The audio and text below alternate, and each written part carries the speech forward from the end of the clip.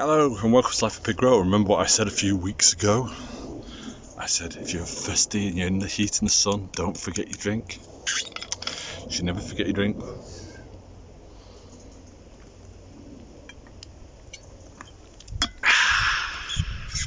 So, today we are planting up pak choi.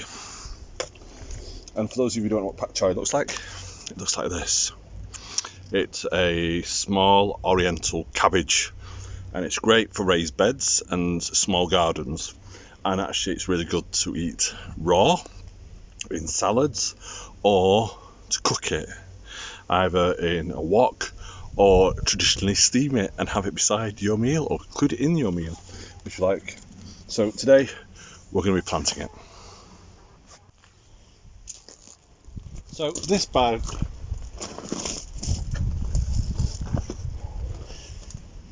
this bed has had garlic in it. So it's been like that since last November and I've weeded it, but there's no harming giving this a bit of a top dressing, and I'm using bloodfish and bone. All I'm going to do is sprinkle it on like so, handful at a time. There we go, that's me done for that one. And just give it a tickle over. You'll notice I work in raised beds because I find it easier because I've got back problems, I've got spinal damage. So the great thing about this is I could lay a plank across to get straight lines, but it's not a big bed and it's not hard. So all I need to do is I'll take my pak choi. As you notice, I've grown it on in 6 cell trays. I'm going to find the best plant, and what I'm going to do is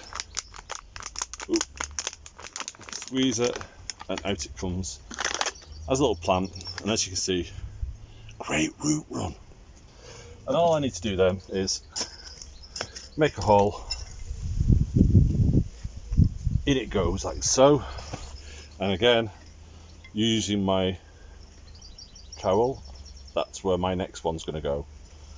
I'm planting them close because what I'm going to do is I'm going to stagger them so I can get more in. I'm also going to put a salad crop in as a cash crop. What that means is it'll grow faster than the pak choi. There's one, and again, there we go.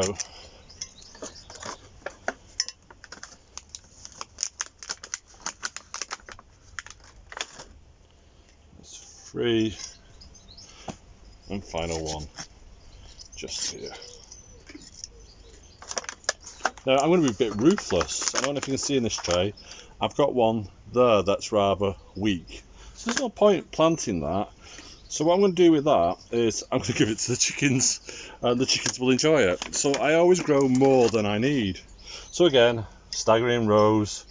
I'm going to go there now with my next plant. We'll get another 6 tray. By the way, all the plastic that we use, it's plastic we've had for years, that plants have come in and we recycle it and keep on recycling it.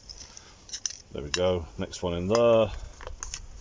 And this will form lovely little cabbages when they get going. Not like a drum head, more like a cos type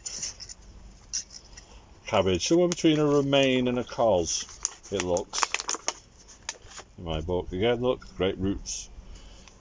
In we go, and then over there. But what I'm going to do now, I'm going to change it. As you notice, we go across the bed, it gets a bit more shaded, and that's when I come in with my cos lettuce. So what I'm going to do, I'm going to plant this bed up, and I'm going to show you what it looks like at the end. So as you can see, there's my pak choi, and as we move up, you'll see at the end, there's my little jam lettuces. So that's one bed done. So that staggered row effect with not much in between works really well on plants that are small growing and also on plants that are a bit of a bully as well. And I learned that technique over 20 years ago now in a book by Joy Larkham. I can't remember the title, but it was about getting more out of a small garden. And even though we're in a massive garden now, when you're in raised beds, you do this. You're given that scope to plant things a little closer, because the bed's deeper, you're keeping on top of the nutrients, just as I was doing there with the bloodfish and bone. It retains water better because there's not so much runoff into open ground. And that's it, really. So in a few weeks' time, I'll show you how they're doing. What I'm going to do now is I'm going to net them. And the reason I'm going to net them is to keep cabbage white butterflies. But also we've got rabbits. And rabbits do like cabbages. There's no getting away from it. They're not just carrot munching things. They'll have a go at anything. As I've said before, I'm organic, so I'm not going to get rid of them. I like having rabbits around. They're a lovely thing to see, and they're a part of the ecosystem. They're not a pest, in my book. And if they get too much, it's another food source. I'm going to get lots of complaints about that one, I know I am. I'm just joking, okay? Until next time, it's goodbye from me, Andrew at Life and Pig Row, and I'll see you next Saturday. Bye-bye.